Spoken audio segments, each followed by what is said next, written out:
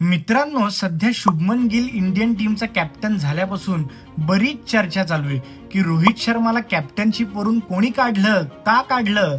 पण हे भारतीय क्रिकेटमध्ये पहिल्यांदा नाही झालेलं. कॅप्टनशिपचं जे ट्रान्झिशन आहे ते एखाद्या वेळेस चांगल्या पद्धतीने पार पडलेले, बाकी सगळ्या वेळेस ही अशीच चर्चा झालेली आहे.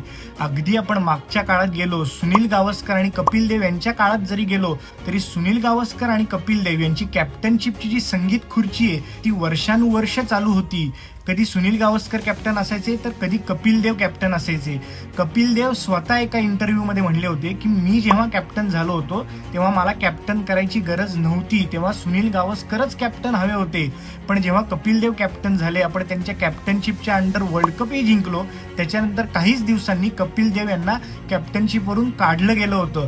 त्याच्यानंतर परत एकदा सुनील गावस्कर कॅप्टन झाले होते तर कपिल देव म्हणाले की तेव्हा खरं तर मला कॅप्टनशिपवरून काढायला नको होतं, कारण का मी कॅप्टनशिपच्या रोलमध्ये बऱ्यापैकी सेटल झालो होतो. आणि ही त्यांची कॅप्टनशिपची संगीत खुर्ची अशीच वर्षानुवर्ष चालू होती. त्यानंतर भारतीय टीमचा कॅप्टन हा मोहम्मद अझरुद्दीन झाला आणि मोहम्मद अझरुद्दीन चांगली 6 ते 7 वर्ष भारतीय टीमचा कॅप्टन होता. पण जसा सचिन तेंडुलकर मोठा होत गेला, त्याच्या पीकला आला, तसा भारतीय टीमचा कॅप्टन हा सचिन तेंडुलकर झाला. पण सचिन तेंडुलकरनी स्वतः त्याच्या पिक्चरमध्ये दाखवलेलं आहे की जेव्हा सचिन तेंडुलकर कॅप्टन झाला तेव्हा आजूबाजूचे जे सिनियर खेळाडू होते ते फार काही खुश नव्हते. त्यामुळे सचिन तेंडुलकर कडून कॅप्टनशिप काढून परत एकदा कॅप्टनशिप अझरुद्दीनला दिली गेली होती. आणि सचिन तेंडुलकर सांगतो की कॅप्टनशिप वरून काढून घेण्याचा निर्णय हा त्याला कोणी साधा सांगितला पण नव्हता किंवा त्याची चर्चा पण झाली नव्हती. त्यामुळे पुढची 2-3 वर्ष परत एकदा भारतीय टीमचा कॅप्टन हा मोहम्मद अझरुद्दीन होता. पण मोहम्मद अझरुद्दीन हा फिक्सिंगच्या प्रकरणात अडकल्यामुळे परत एकदा कॅप्टन सचिन तेंडुलकर झाला होता. पण सचिन तेंडुलकरनी पुढच्या 1-1.5 वर्षातच सांगितलं की मला आता कॅप्टनशिप करायची नाहीये. त्यानंतर 2000 साली भारतीय टीमचा कॅप्टन झाला सौरव गांगुली. आणि सौरव गांगुलीच्या कॅप्टनशिप अंडर आपण बऱ्याच काही गोष्टी अचीव्ह केल्या. तेव्हा आपले कोच जॉन राईट होते.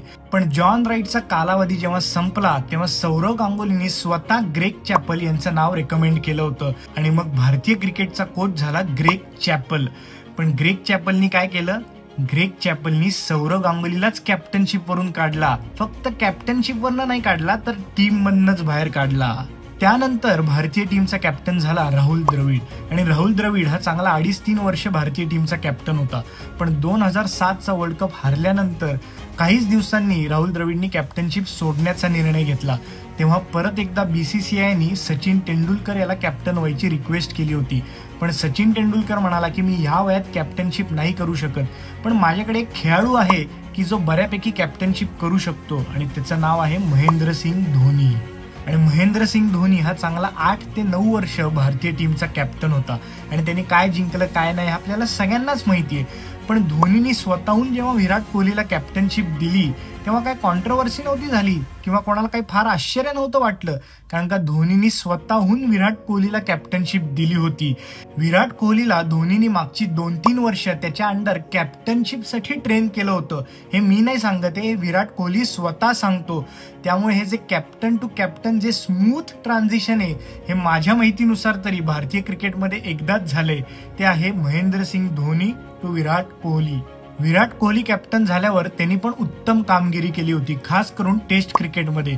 पण 2021 साली त्यांनी व्हाईट बॉल कॅप्टनशिप सोडण्याचा निर्णय घेतला. त्याच्यानंतर लगेचच काहीच दिवसात त्यांनी टेस्टची पण कॅप्टनशिप सोडली. त्याच्यावर रोहित शर्मानी पण ट्विट टाकलं होतं की विराट कोहलीनी टेस्टची कॅप्टनशिप कशी काय सोडली. तेव्हा पण बरीच सारी कॉन्ट्रोवर्सी झाली होती की विराट कोहलीनी नक्की कोणाच्या दबावामुळे कॅप्टनशिप सोडलेली आहे.